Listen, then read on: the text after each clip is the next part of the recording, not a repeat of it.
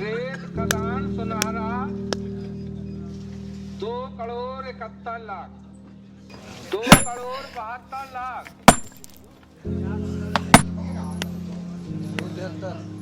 73 Ravindra Shukla 2,73,00,000 3,51,00,000 3,52,00,000 3,52,00,000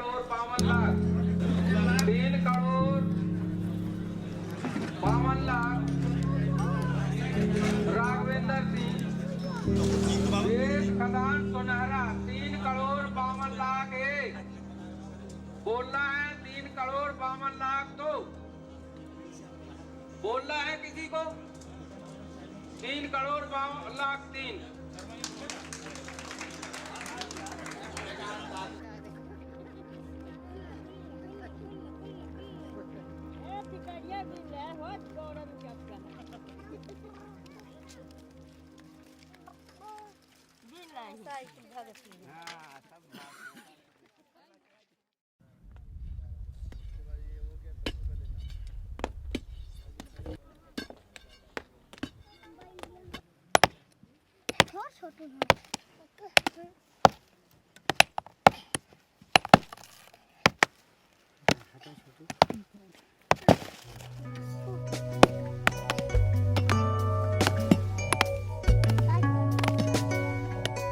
3-year-old Khushi was born to live up to her name.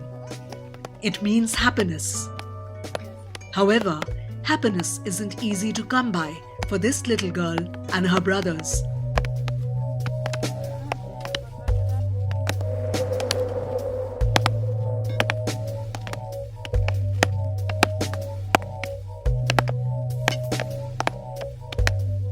They live out each day in the harsh hollows of the silica sand mines in Uttar Pradesh, where their parents work along with other families of their village. In the summer, these hollows turn into scorching furnaces. A lopped branch dug into the ground is their scant shelter. Their day's meal is slung on it in a plastic bag.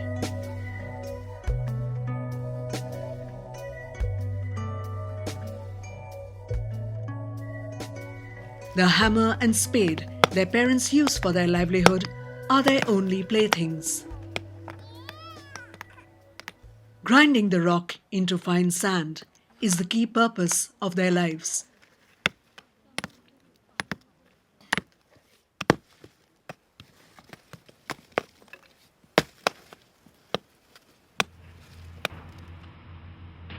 India has a 6,000-year mining history and continues to be a major mineral producer in Asia and globally. Currently, it stands among the 10 largest producers of minerals in the world, including fuel, non-fuel, and atomic energy minerals, extracted through both state and privately owned mining enterprises. Mining in India is a diverse and divisive domain on many accounts. These sought-after mining tracts are usually highly contested terrain. They hold the most vital treasures of life: forest, land, and fresh water. And, in many instances, are home to some of India's oldest communities.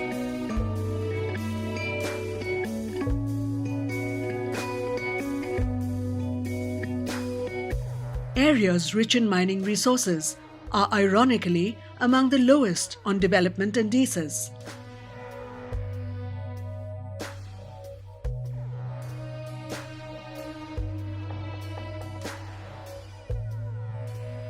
While mining provides high revenue products, both essential and luxury. In contrast, its underbelly holds some of the country's most deprived, impoverished, and marginalized people.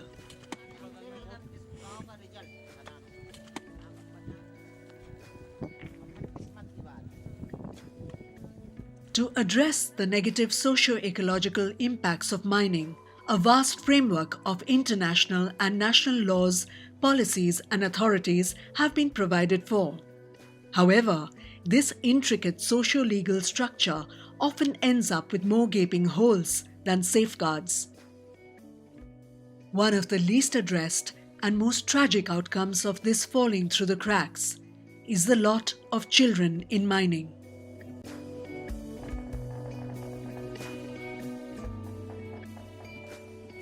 Article 27 of the UN Convention on the Rights of the Child declares that states parties recognize the right of every child to a standard of living adequate for the child's physical, mental, spiritual, moral, and social development.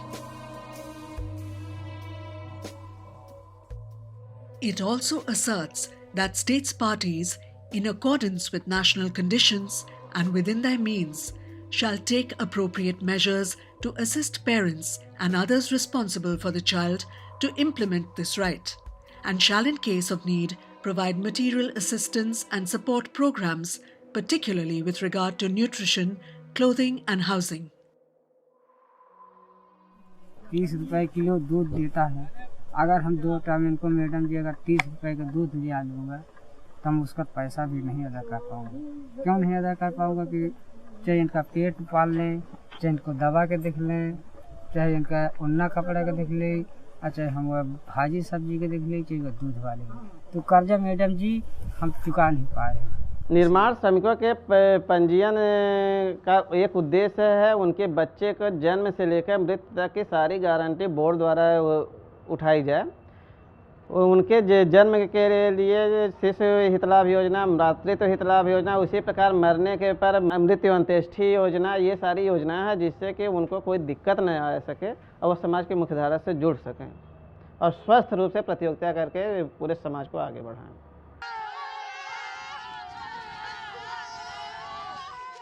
Children are usually resilient.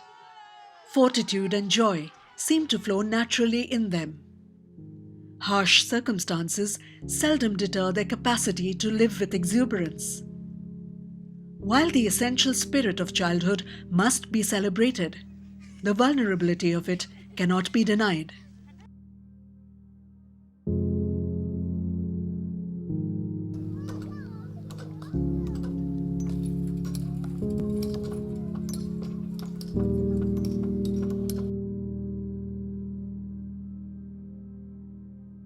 Basic human rights of children are mandated to be safeguarded on the broad parameters of health, nutrition, education and housing by various policies and government agencies. However, the lives on the ground tell a different story. Amar and Ronu live in a makeshift hut by a stone quarry in Madhya Pradesh, half a kilometer away from the village Anganwadi center. They are 3 and 5 years old. Their young mother, Mamta Gond, is crouched inside the hut where she has just delivered a baby girl. Their father is away looking for work in the city. None of them know where he is or when he will return.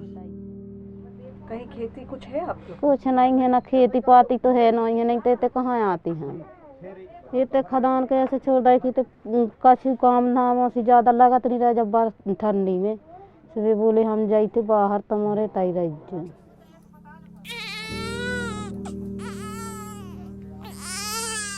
Their visiting grandmother is their only refuge. Less than 5 minutes away from an active Anganwadi center, Amar and Ronu spent their childhood on the edge of neglect, without adequate food, clothing, shelter, or care. With their grandmother gone, their mother is back working at the quarry within 6 days of delivering their baby sister. This is the only way Mamta can get Amar and Ronu their next meal of dry rotis. The provisions of law have no relevance in their lives.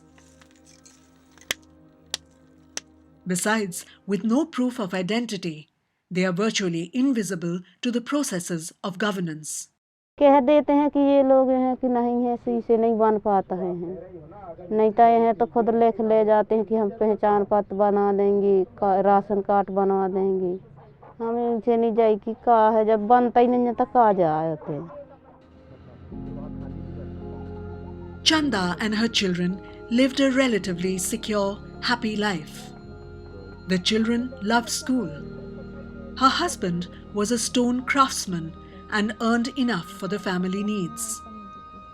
However, soon silicosis claimed his life and left them impoverished and indebted.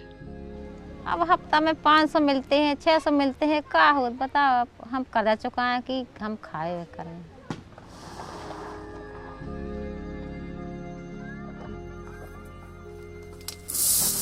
Akash and Sagar, their adolescent sons, have had to leave school. They now load tractors to support the family and pay back debts. With education a distant dream now, the lives of these young boys seem destined for the same hazardous labor that their father gave his life trying to break out of. The provisions of law are far too removed to give back these children the chance for a better life.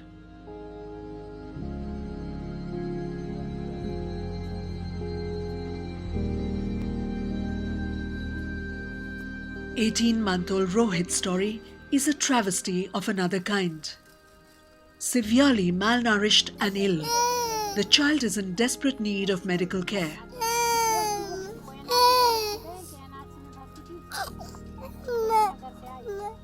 Never having received such support in their lives, the parents are afraid to even venture out of the village with their sick child.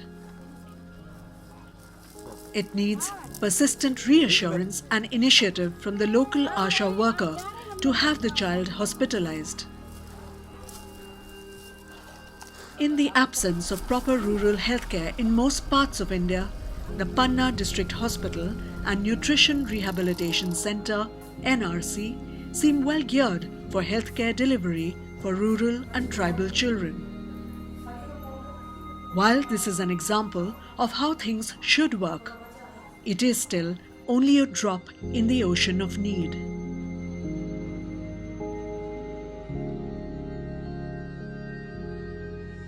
For Rohit's father, vulnerable and alone, this is an alien, forbidding world.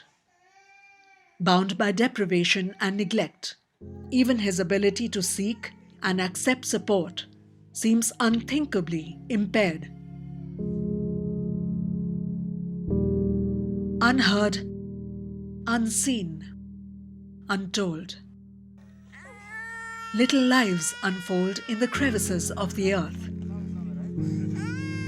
Little lives visible only to those who will see.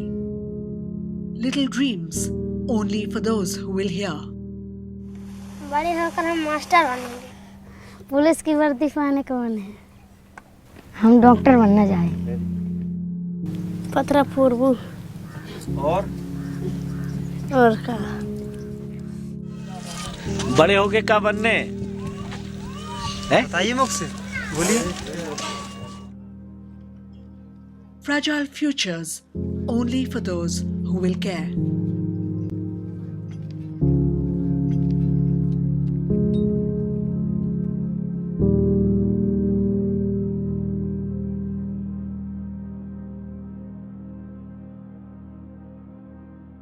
As we advance deeper into the millennium, is Khushi destined to live her life the same way as this 90-year-old quarry worker in Chitrakoot?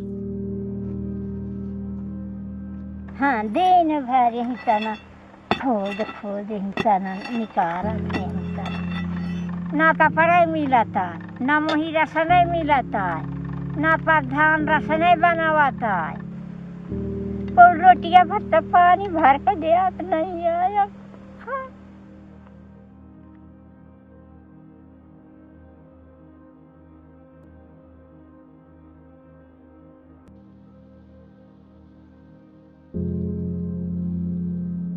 The failure of delivery of the rights of children is a complex cycle of cause and effect.